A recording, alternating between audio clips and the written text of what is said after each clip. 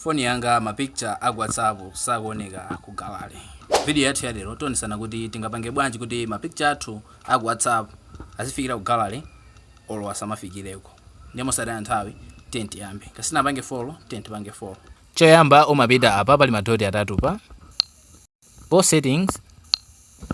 Kena go chats. Nde pamalo pande apalemba kuti media visibility.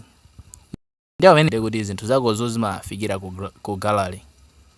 Ndipo akaba chongera chonchi zinthu zako zozimafikira ku gallery. Ukapanga download zimoneka ku gallery. So ukasiyapo chonchi posa chongera chonchi. Ndio kuti ukapanga download chinthu sichimakafika ku gallery. Chimakhala ku WhatsApp konko. Ndio kuti umayira kusankha wekha kuti zifikira ku gallery kapena samafikira ku gallery. Ngati unafuna kuti samafikire ku gallery siyani pone posa chongera chonchi. Ngati unafuna kuti zifikira ku gallery siyani pone on.